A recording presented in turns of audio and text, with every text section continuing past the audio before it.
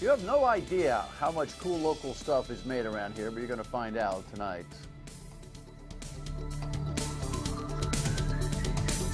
I'm in a very random state of mind, which is okay, because that's why we call it my state of mind.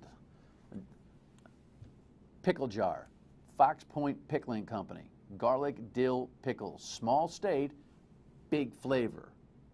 It's not an endorsement. I just grabbed it from a gift basket that we received from our guests who are on tonight. There's a big thing going on this weekend at Hope in Maine. What is Hope in Maine? It's an entrepreneurial environment for food makers. And it is brought to our attention by Dave's Marketplace. And I just happen to love Dave's Marketplace. Don't you love the coffee? You know, you get the free coffee while you're shopping around. It's the only supermarket I can go to with my wife and not, you know, I just like that. And I don't even drink coffee. Welcome in. Nice to have you aboard. Let's dig into some of the things of the world, and then we will meet our guests from Dave and then our guests from Hope in Maine and all that. This governor has got to, right now, the DOT guy is on his way out. Eyewitness News spoke to him. This is a claim that is always made, but nobody seems to meet us halfway, and we have to talk about that. We need to do a bunch of shows on that. Worst day in the history of Rhode Island, 12 years ago today. I think you'd probably agree. And 3 basketball programs still at top, and now it's making front page news in the Journal and other places, and I think that's a good thing. Of course, we always invite you to give us some input on what we're doing here. Let's dig in. Kev is at the throttle, and we're ready to rock here. Don't even say it. That's all I could think about. I saw this Providence Journal front page story today. Here's the headline: Raimondo spending alarming. She's talking about all the things that are problematic in terms of the budget pressure and the deficits that we're going to be looking at. And she said something in this event that should have got a whole lot more attention. She illustratively, according to Kathy Gregg, the Providence Journal writer, she illustratively suggested that in order to be able to tax our way to meet the deficit, we'd have to take the sales tax, for instance, from its current 7% to 8.3% and 8.8% in the next couple of fiscal years. That's not even language you even want to illustrate. That's not even something you want to explain as a could-be what-if. It's not even something that you want to say, oh, we could do this, but we won't. You don't use those numbers if you want to save this place. She is quoted in the story of saying a couple of other things about it. You know, asked after she's mentioning 8 and 8 sales tax increases, you know, would you like to raise taxes? You know, I'd really like to avoid tax increases because, as I said, it's a vicious cycle. It'd make us more uncompetitive. This governor, well, here's what else she said at the event here. Look. I see a state that has tremendous potential, but we've been standing still for too long. We've just allowed ourselves to decline for too long. And now is our moment to come together, think differently, change our culture, and spark a comeback. You know, that rhetoric is phenomenal. I love the rhetoric, but it doesn't match the kinds of things that she's saying and doing. She's talking to us about the deficits that we have and the overspending that we have, and maybe Medicaid's a place where we can dig in. At the same time, she's hyperbolizing about tax increases that will cripple us. Here's how we jobs, grow, governor. We make ourselves competitive to the point where no matter what our neighboring tax rates are, we're a skosh underneath. It's that simple. You don't need an economics degree to figure out that we need to be more competitive and make this fertile ground. And floating, you know, it could be 8.3, 8.8 in order to be able to, we don't want to do that. No, you need to make a statement. We will never, ever raise taxes in this state until we get it together. Now, this notion that we can't cut our way out doesn't make a lot of sense, and she's in a jam right now. Oh, brother. I mean, don't ever say it again, Governor. Don't ever use those numbers again. You know that Connecticut is going to go to 5.9%? Governor Malloy, who's a liberal, wants to go to 5.9% on his sales tax. Where's that going to put us? Okay, next item. He's gone. And he's being very constructive about it. Michael Lewis, the DOT head, here's the WPRI headline. He spoke to Eyewitness News and had some thoughts about our infrastructure. Identifying and working with the legislature on restructuring the funding formula so that we've built a formula that is sustainable for the future. More work needs to be done. We still need to find more money to invest in our infrastructure. or we're going to be suffering the same fate that the MBTA is feeling in Boston right now because of it's very fragile. But I think Governor Raimondo is well poised to take advantage of that and really build on those successes. This guy's leaving stage left. I'm not sure what's going on here. When I know, I know. When I don't, I don't. We're going to try to get Michael Lewis in here to talk to him on an exit interview, a la what we did with the Education Commissioner this week. He's a good, solid guy, and I'm a little confused as to why he's leaving, other than the politics of new governorship. All right, next item. When I saw this story today in this headline, the ACLU is claiming that, you know, we've got discrimination against blacks in this state. And look, nobody wants to discriminate against African Americans. Nobody. It's 2015. Here's the thing. When they cite discipline problems and over-discipline for African American youth, when they cite incarceration rates that are way too high comparatively, I am willing to listen, look, review, study that data like everyone else should be. Here's the thing. What we don't get with these studies is an honest conversation about the African American community and things that could be done to correct culture. You know, don't charge everybody with being discriminatory without having a little bit of, hey, listen, we can help ourselves too. This is a solution waiting to happen, not a conflict, time and time again. Next item. 12 years ago today, can we all agree it was the worst day ever in the state of Rhode Island's history? It's amazing. I remember it like it was yesterday because I remember how I heard about it, and I'm not going to bore you with the details because so too do you. They got to get this memorial up now that the group owns the land or has access to it legally. They're closer to a permanent memorial on the site. It's a reminder for me to invite these folks in and have a further update and see how we can help and get that done, because that's just got to get done. On a much lighter and positive note, I saw on the Providence Journal's front page today that it's now a 3-university focus leading toward the dance. Yeah, Bill Koch, who's been a guest here, wrote a piece about how URI, PC, and Bryant all make the tournament, and then we've got a Channel 12 focus on the big win that URI had this week. The Rhode Island Rams finally got over the UMass Monkey with a convincing home win over the Minutemen on Wednesday, their first in their last 8 tries. And after a big win like that, there's plenty of credit to go around, and not just to the guys on the floor, but to the folks in the seats. The crowd's into it. You know, our guys get excited, you know, and it's a great atmosphere, and it's what college basketball should be like at this place.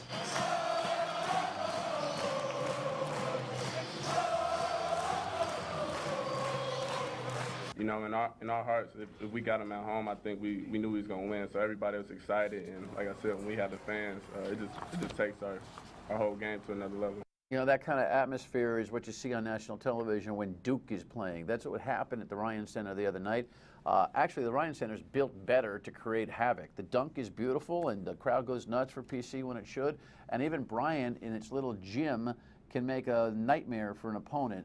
All 3 franchises have a chance to make the big show in their own way this year, and how great would that be? Keep coming to the local games. Keep supporting them. It makes the winter go by better. Your state of mind, give me a ring, send a tweet, Facebook post, whatever you've got on your mind, 228-1886, state of mind at myratv.com. Facebook, Twitter, Dan York Show with the E. But we're going to hustle here because I want to talk to Dave's and I want to talk to the incubators, and we got a lot going on. Stay with us.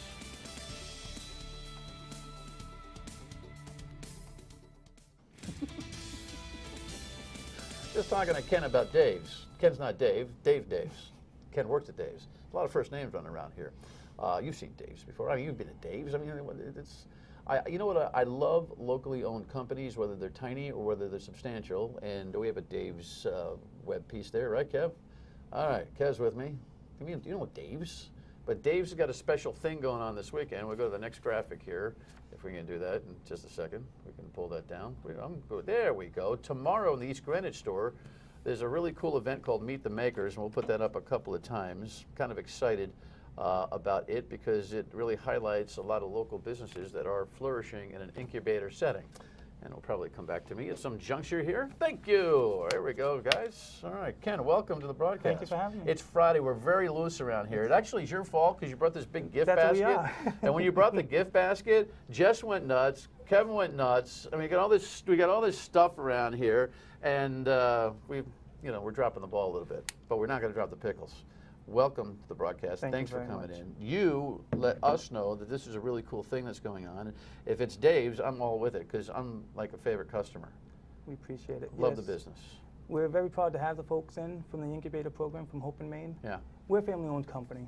So, I mean, Dave's a real guy. A lot of people think Dave's just this name. He's a real guy. Oh, he's not the Wizard of Oz behind No, the curtain? well, like, he's back there. He knows Yeah. what's going on. And does he's he ever show up? all the time. Yeah? Yeah, he's in the office all the time. He's in the stores. never met He's in the Dave. kitchens. I bet you you've met him and you don't even know it's him. That's the kind of guy he is. It's really starting to bug me, too. So when we opened up our get him Smithfield here. store, right? Huh? he had a little button on that said, "I'm training," Really? saying thank you for coming in, like the Walmart greeter. Yeah. It was Dave, the guy who owns the place. He's just a regular guy. It's great to work It's for. a great success story. And you know what? I just like the way you guys go about your business. You know what I like about Dave's? The employees look like they're enjoying working there. We do. And that I think is really important, especially for a guy like me who doesn't want to be there. I don't like shopping. So when I go to Dave's, it's a pleasure. Most people don't enjoy shopping, so that's how we go to business. I don't know. I got a couple of women in my family that seem to like it very much. Grocery shopping. Yes. Well, I don't know. And so that's where we try to bring those unique items, the different stuff that you can't find everywhere else in the marketplace. Yeah. It's that uniqueness. You want it to be a fun experience. Right, Like and you it said, the is. coffee. It is. I like the coffee. I don't even drink coffee, but when I go to Dave's, I drink It's a coffee. deal, See, right? It's right. You know, I become a real Rhode Islander. It's free. Yeah. Why are you so excited about this project? And we're going to meet the folks from Hope in Maine coming up. You guys are making a formal relationship that you're going to highlight some of their products made in your store. We're very excited because Dave started out selling tomatoes out of the back of a truck. And then he had one little store, then another store. Now we employ over 1,200 people. 98% of the people that are living in our, that are working in our stores, are Rhode Island residents. So he's always telling us if we can help another company out of Rhode Island grow, the American dream. He did it. You know what I mean? He created jobs for all of us. Paying my mortgage because of it, and many other people are as well. So if we can help somebody grow their business, give them a little guidance, it takes a little bit of time, but just watch them succeed. So you have this event tomorrow from 11 to 3 in the East Greenwich store, which is a tasting from this Hope in Maine's food incubators, right? Correct. Which is everything that you stuffed into the basket. That's correct. And we'll take a look at some of those products with our guests coming up. How many of those entrepreneurs are you showcasing day in, day out at the store? We started with them 3 weeks ago. Oh, so it's a brand new relationship. Yeah, well, they just started. Hope in Maine just got their feet, got up and running Okay. and got going, and they contacted us. And so we sat down, we had a little seminar with everybody, Okay. with all of the entrepreneurs. It's all startup companies. So basically we sat down in one of our conference rooms and had a little question and answer, because there's a lot of questions that folks who are starting a business don't even realize what it's going to take to get into the retail establishments. So it's probably 3-4 hours we spent out of our time, the owners of the companies, with us, and just so they could understand what it was going to take and how we're going to do business.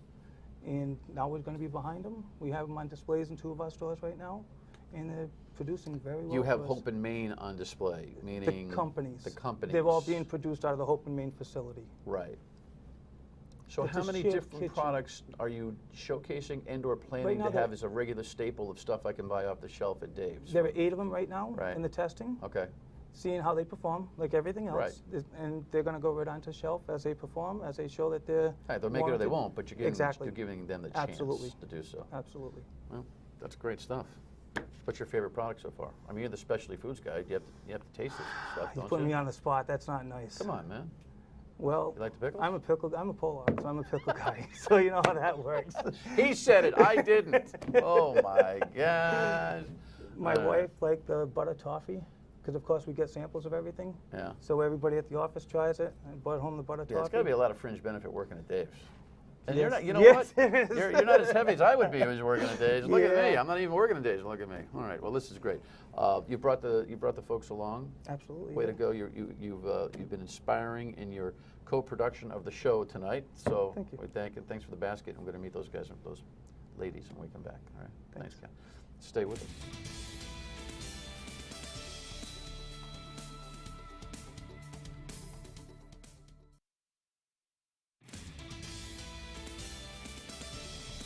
There's Senator Jack Reed, the senior senator, doing a little walkthrough as this Hope in Maine facility was, I guess, being cultivated, and Lisa is actually doing the walkthrough. Anyway, it's an entrepreneurial project. You know, if you're a follower of my radio show or television show, there's hardly a new business idea that I will not help to promote, because that's what's gonna keep us going. It's cool. And the sweat and tears of small business people have to be respected, because that's how America runs. Lisa Raiola rhymes with Crayola. I got two rhymers helping me with pronunciations. Betsy Sartalassi, like rhymes with Lassie, sounds like the dog. That's how they help me, because at the end of the week, I need that kind of help. Oh my goodness. Lisa, welcome to the broadcast. Thank you. Welcome, Beth. Nice Thank to you have for having us. All right, you're the executive director of Hope in Maine, so you're the operations person getting it all done. That's right. And you are the creator, the concept producer. Congratulations. Thank you. What? How did this, start, all that? Well, it started when I was gonna start my own food business, and I abandoned that idea for what I thought was a better idea for Rhode Island. Hope in Maine is actually in a 100-year-old school that we repurposed as the state's first food business incubator. So In this Warren. was in Warren. This is a school on Main Street. Actually, Hope in Maine, the name comes from where Hope Street turns into Main Street. Right. It's all one street. Sure. But it was a shuttered school, and it had been shuttered for a number of years in Warren. And at the time I was looking at the school, nobody wanted it. It was 2009. There was no interest in real estate. It was right after the crash. And I was looking at this public building thinking, wouldn't it be great to create sort of this center of gravity for food in Rhode Island. And I realized that there were probably lots of people like me looking for a place to start a food business, and there isn't any place to start a food business. Food businesses are very expensive. It's difficult to get financing.